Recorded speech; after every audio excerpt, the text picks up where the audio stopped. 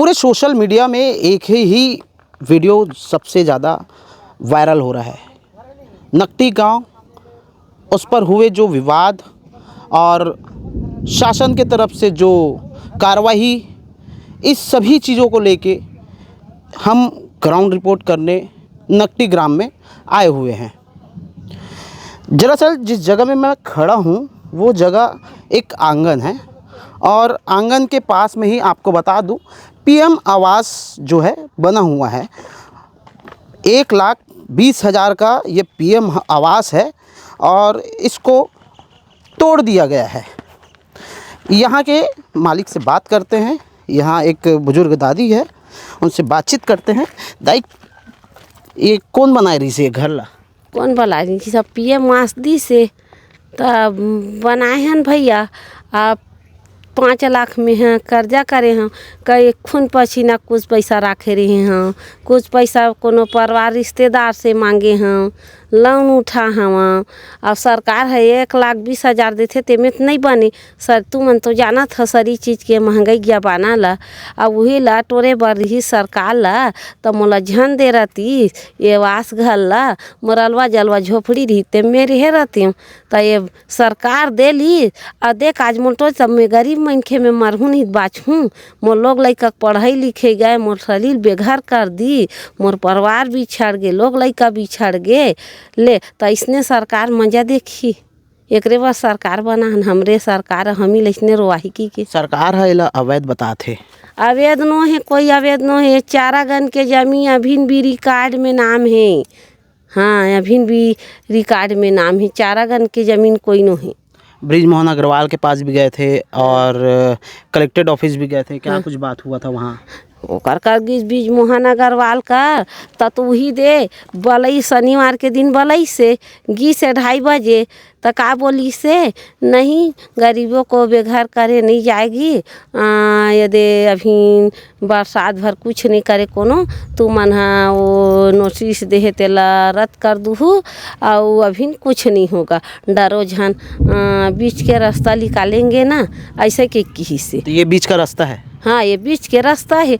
और 2 घंटा नहीं हो है रात कन सुनथन आवत कथे बुलडोजर हम कोनो गोठिया तो आवत कथे तमन विश्वास नहीं करत हन भैया। सामान नहीं टारे न पानी नहीं टारे हन, बिहनिया शौक नहीं उठे हन, पहुँच गए बुलडोजर है। तब लोग लइका मन चलो रे उन्हीं खाए खपरा ला फेंका दे करा के तब बर्तन भड़वली कर फेंके रहे हन। तब वह ला हमन नहीं जाना थन ओकरे आदमी आहे जो रैया, ओकरे आदमी यह करे सामान जो रैया। चलो चलो नया रायपुर में देवा थे जगह, चलो चलो ऐसे की के जबरदस्ती जोरी से और लेगी से। वहाँ घर कैसे है? और देखो वहाँ एक घर एक ठिकाना नहीं ते। हाँ 10 परिवार रहा था तब वो 1 ठन प्लेट, 15 ठन परिवार रहा था तब तो 1 ठन में कौन हर सरकारे में राहत हो ही। सबो भाई बहू अपन भाभी उसने राहत हो ही। तो 1 ठन प्लेट में कोनो गुजारा चला ली। तो सामाने है 1 टन प्लेट के हो गए तो ते कति करा रबे। तो हमन मन नहीं ऐसे वो घर है ना ओम कपाट न ओम बिजली, खिड़की मन के न दरवाजा न नल न पंखा कुछ नहीं। हमार गुजारा नहीं चले, हम नहीं रह सकन। वो 4 मंजिल। अभी कैसे करत हो?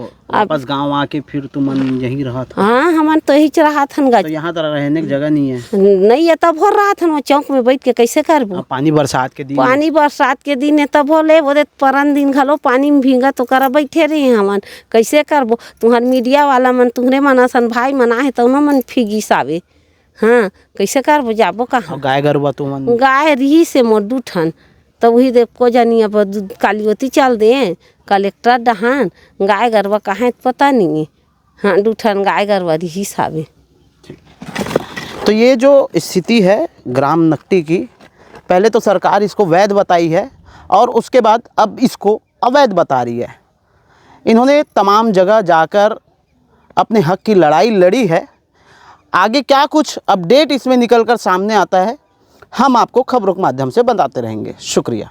गांव का गांव रो रहा है नकटी गांव, किस तरीके से देखते हैं? ये समाधान और इसका रास्ता यही है कि व्यवस्थापन जल्द से जल्द हो जाए। क्या मानते हैं विधानसभा का जो विधायक लोग हैं उनको वहाँ पर ज़मीन दी जानी चाहिए?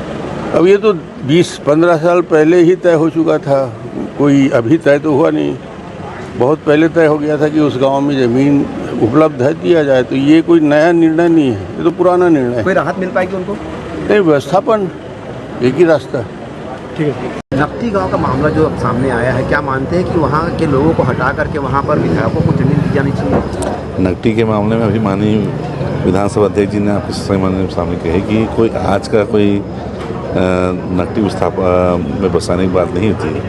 मैं तो पहली बार विधायक बना। जब मैं पहली बार विधायक बनने के बाद विधानसभा में जब बजट सत्र चल रहा था तो एक दिन सारे विधायक, उसमें विधायक दल का नेतृत्व करता ज़्यादातर कांग्रेस के हमारे वरिष्ठ जन थे, वो सब लोग हमको बोले कि ज़मीन आवंटन के लिए मांग करने हैं। माननीय अध्यक्ष और माननीय मुख्यमंत्री जी एक साथ भोजन करने भी जाएंगे, वहाँ हम सबको जाके उनसे मांग करनी है।